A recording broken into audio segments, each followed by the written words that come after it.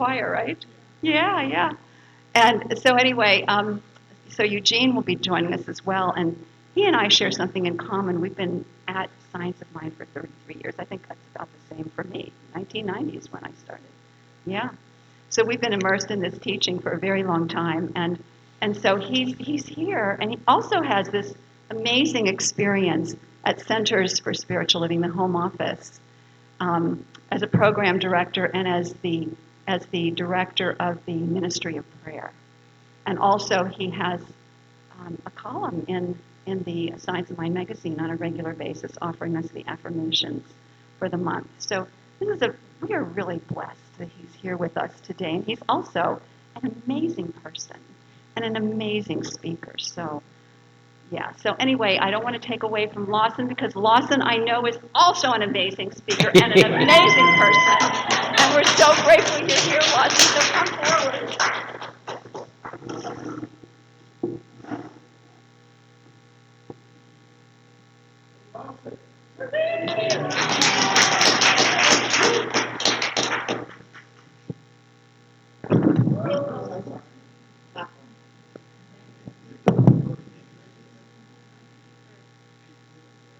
Good morning, my name is Lawson Cooper, and I am your reader for today. The theme for 2023 is Living Out Loud. The theme for April is the power of vulnerability.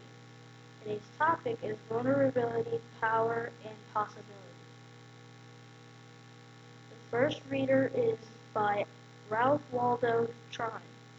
In all the great universe there is one center, the infinite power that is working in and through all. The one who realizes their oneness with this infinite power is a person of power. They have connected to the great powerhouse of the universe. The thoughts that go from them are thoughts of strength, and they are continually attracting the aid of all people whose thoughts are thoughts of strength. Our second reading is from Eugene Holden, our guest speaker. Authenticity is powerful, plain, and simple. Vulnerability becomes the starting point of that authenticity and paves the way for us to stand in our creative power. Let us mindfully affirm together, I step into the power and possibility that vulnerability brings. And now join me in welcoming our guest speaker, Eugene Holden.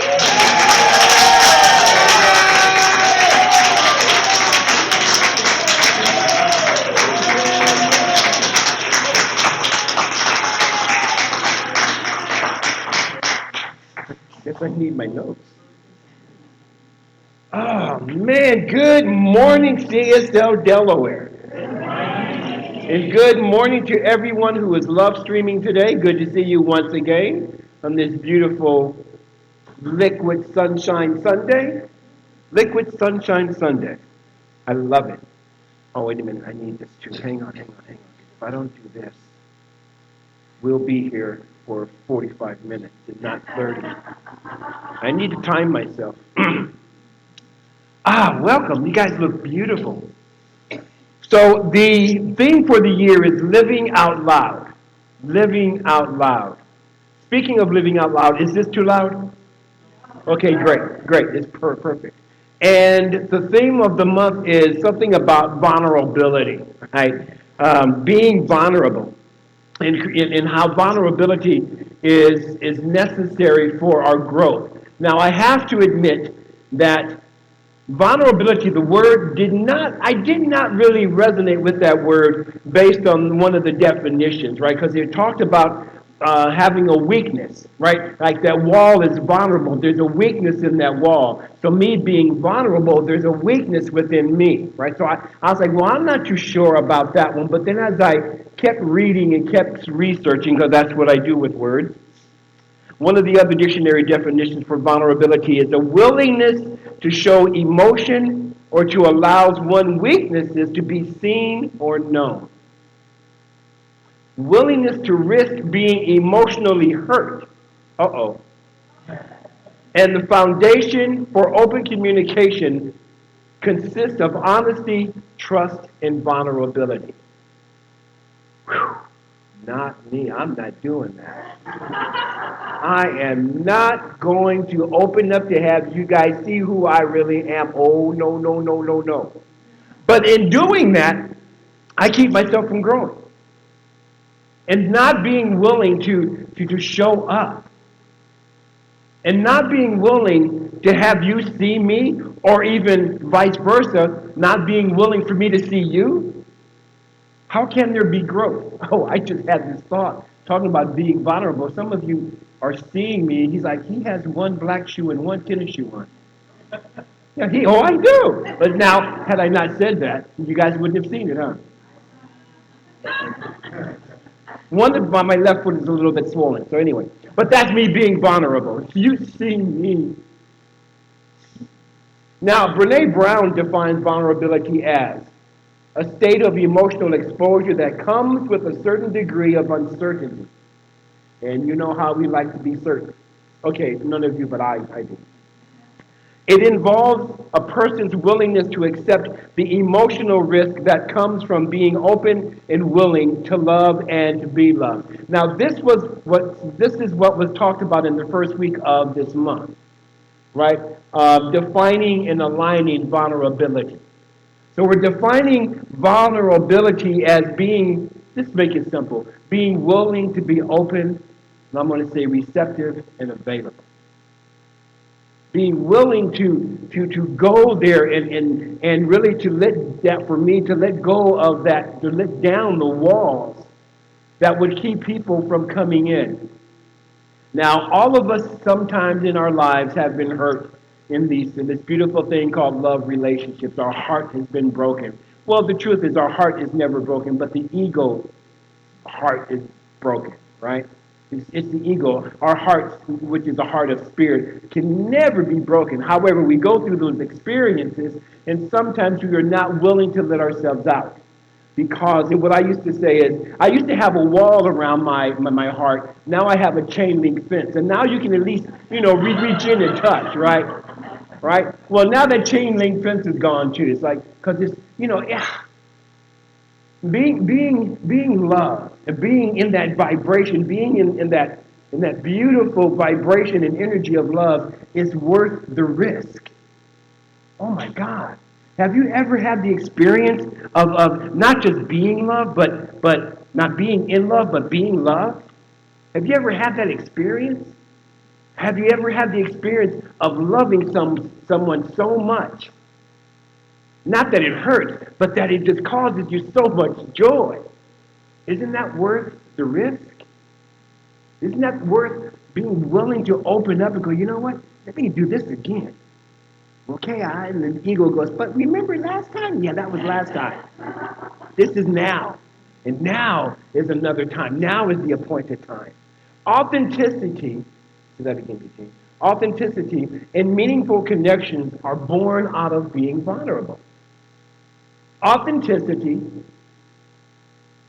and meaningful connections are born out of being vulnerable. Vulnerability allows us to build trust and intimacy in relationships. Intimacy, into me, see. So I'm going to be vulnerable to allow you to see within me, to see who I really am. All the light that I shine and all the tears that I cry. Had a relationship once, and a few years ago, and it's like, and we were just at the beginning of this relationship, and she's like, you are always in a great mood. And most of the time I am, 98.9% of the time I am. But there are times when I just want to come home and just put my head in your lap and just cry. Because life does that to us at times, right? Life does that to us. So we want to be vulnerable enough to let go. So that's defining and aligning with vulnerability. Week 2 talked about cracks in canyons. Vulnerability, cracks and canyons. And this is going to drive you crazy, man. Makeup. So as the beautiful Reverend Dr. Kathleen Johnson. About that. Hey, there we go. So now, what gets in the way of us being vulnerable? Oh, that's not a rhetorical question. No, really, what gets in the way of us being vulnerable? Ego, fear. What was that one? Pride. That false pride. That false pride. I want to differentiate, that false pride, because sometimes we want to be proud of who we are, but not that false pride. Yeah, but fear and the ego and that pride gets in the way of us being vulnerable. See, uncertainty, there's fear, uncertainty, and comparison can present themselves as cracks and canyons along the way. Now, I don't know about you, but me and some of your friends, man, I will compare myself. God, I wish I was good as that person. Wish I could play the piano like Dean. I could, we're always comparing. Well, that comparing gets in the way of our authenticity. Maybe I wasn't here to play the piano like Dean. Otherwise, I'd be Dean. Right? I'm here to be Eugene, not Dean, but Eugene. Ernest Holmes writes in this thing called You, one of my favorite books. If you guys don't have this thing called You, I would encourage you, inspire you, invite you to get that one. Great, great book.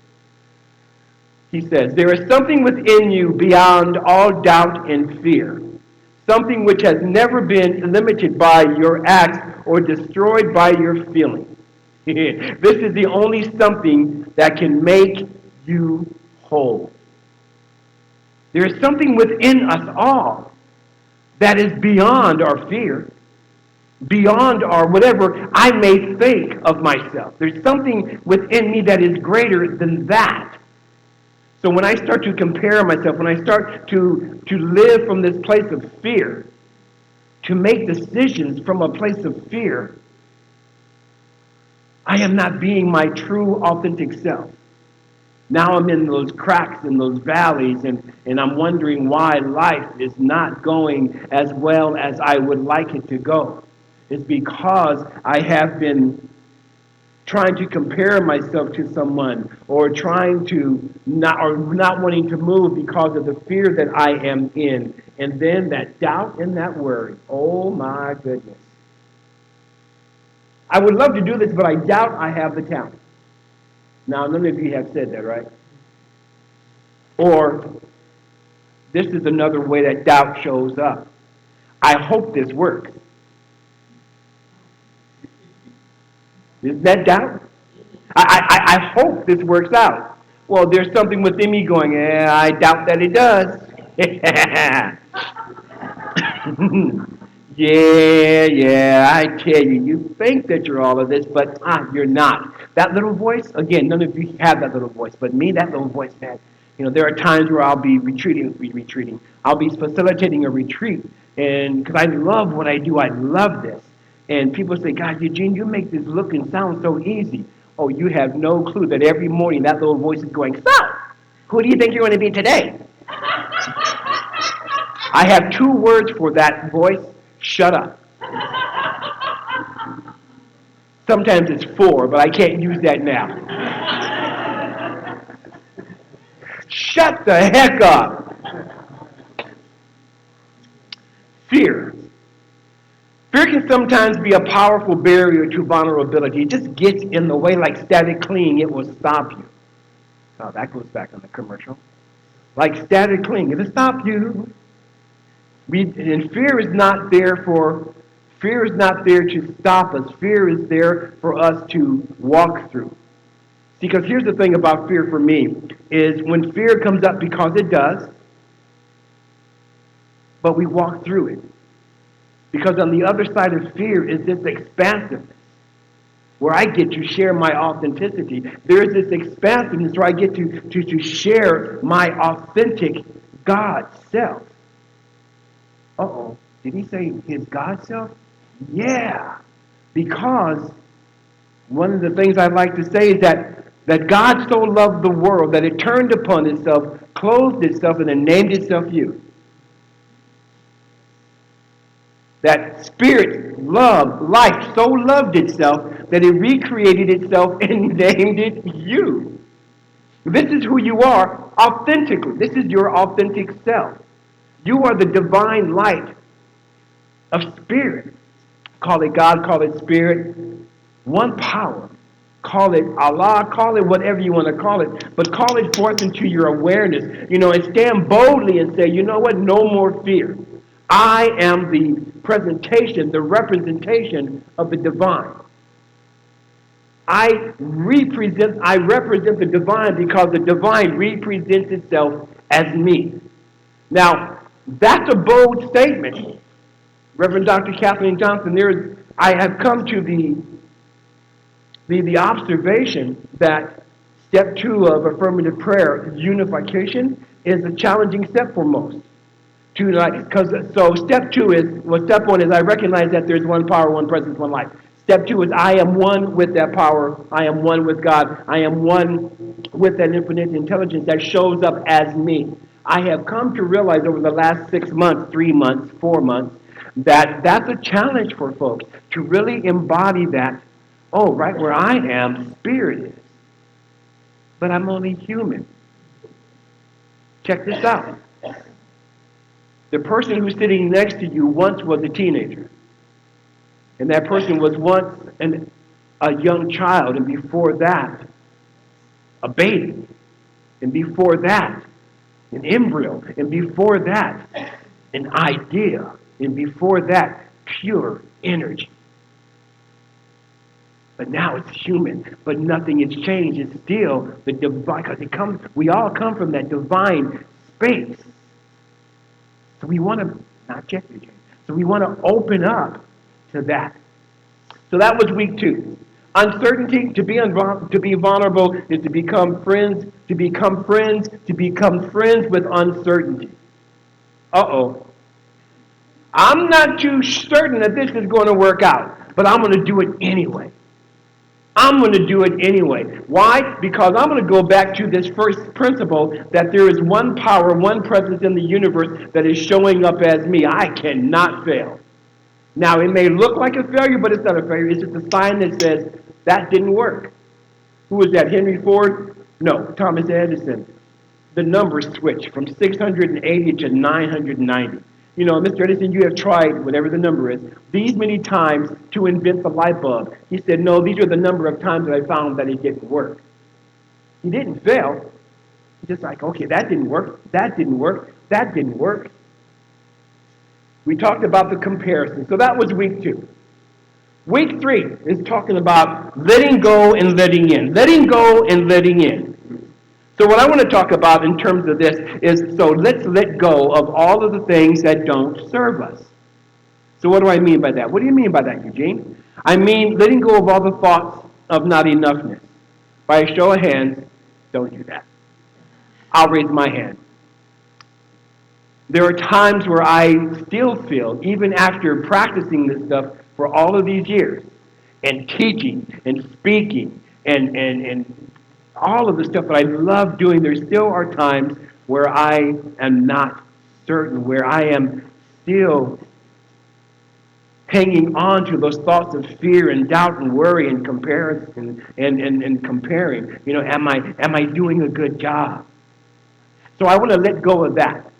One of the things I love about surrender, to me, surrender has 2 sides, right? Surrender 1. Let's surrender all of the things that no longer serve us. The thoughts of fear, doubt, and worry. The thoughts of I'm not enough. Let's surrender all of those thoughts. And maybe some of the people that are not in harmony with our desires. Sometimes especially when we start to grow on the spiritual path, there are some of my friends that I just had to let go. I had to surrender them. Love them, gotta go. So that one side of surrender is to let go of all of the things that do not serve you, that do not serve your highest self, right? The flip side of surrender is to surrender to your good. Ooh, I love that one. We talk about co-creating. So one of the things I like to say about co-creating is that speak your word, receive your good. If I'm going to stand and co-create an experience that I want to have, well, then let me let go of everything that would keep me from experiencing that and then surrender to it. Let me surrender to my good. So there may be a health challenge going on in someone's life, right? So declare, I am healthy. I'm going to be healthy. Declare that it is right now. I am healthy right now. No matter what the body temple may be doing in that moment, but declare that we are healthy right now, and then accept that as being the truth. Why? Because your word is creative. Your word is creative. Scripture says, in the beginning was the Word. The Word was God, and the Word was with God. But the Word is with God, the Word is God, was God, is God. So what's the Word? So what is God? God is your Word. Check that out. Your Word. So we look at this thing called, whoa. We look, hang on. So we look at this thing called God's Spirit, the divine, and then we go, okay, so what does it do? It creates, right? So we are created in that spiritual image and likeness. That means that our word, and it creates through its word, through its thoughts, because thoughts are words not verbalized. Words are thoughts expressed, right? But it's all the same thing. So you, me, we, being created in that, oh, Spirit, I love how you do this. Created in that energy, we have no choice but to create. Now they say, and you've heard this before, that we always have a choice. Choice is a great gift. Great gift. We always have a choice. Not necessarily so. I know of one thing where we do not have a choice. We cannot help but to create. We have no choice. We have no choice in that. Now, what happens is that most people, none of you here at CSL Delaware, but most people create unconsciously. Why is my life going this way? What have you been thinking about? Well, I've been thinking that I'm not worthy. So we are surrounded by this beautiful divine law that only knows how to say yes to you, right? It doesn't care what you give it. It goes, aye, aye, Captain or Captainette, your wish is my command. So we are always created. We don't have any choice. So we want to let go and we want to let in. We want to let in that power. We want to forget letting in. How about letting out? Let's let that power out. Stand boldly in who you are. Stand boldly and declare, I am the divine. When you see me, you see the power of love that has sent me. When you see me, you see God or spirit or divine intelligence, whatever name works for you, right? Because really, truthfully, there is no name for the nameless, as the Tao Te Ching says. The name that can be named is not, the Tao that can be named is not the eternal Tao. The name that can be named is not the eternal Tao. But we put names to it, so whatever works for you. I love the word God. G-O-D, guiding our direction. Or in great outdoors.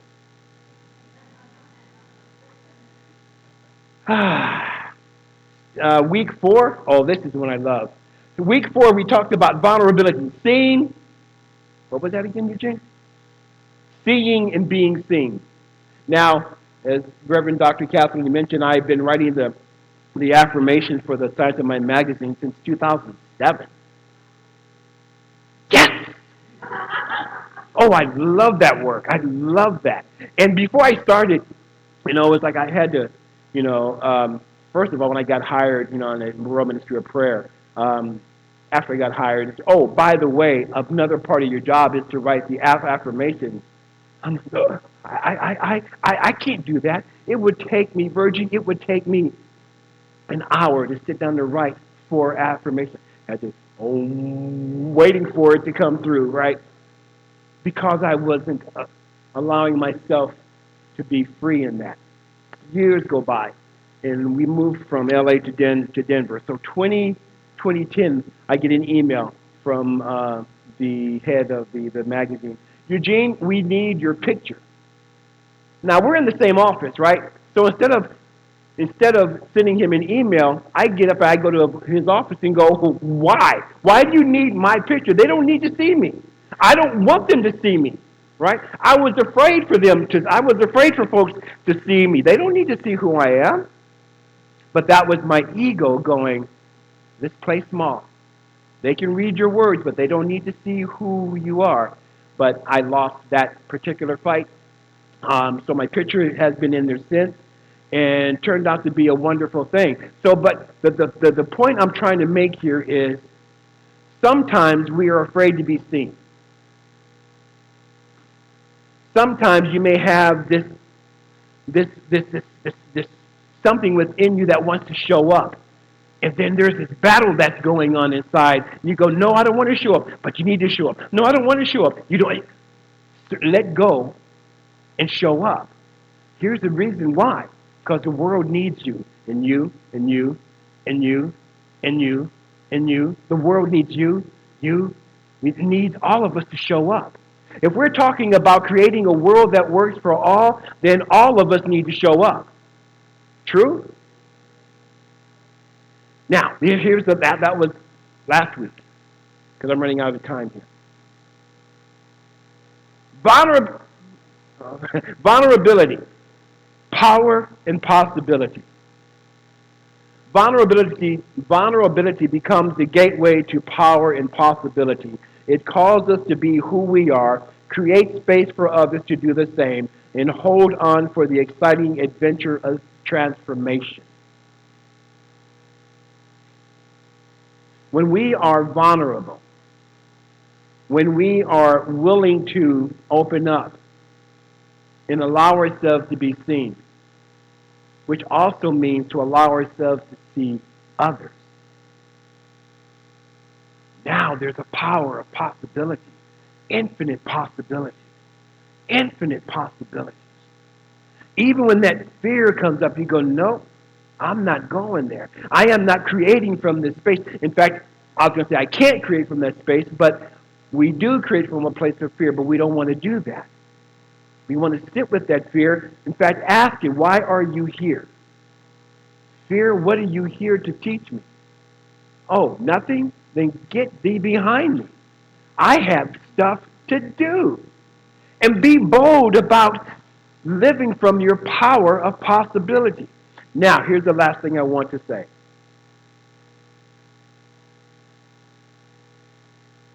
So we've been talking this month about being vulnerable and how we are to be with one another and with each other and with ourselves. Right? To open up and be vulnerable. What I want to say, what I want to leave you with, is to be vulnerable to spirit. To be vulnerable to that divine presence that has created you in its image. Now, we're not talking about a physical image. The image of the divine is, check this out, is light. So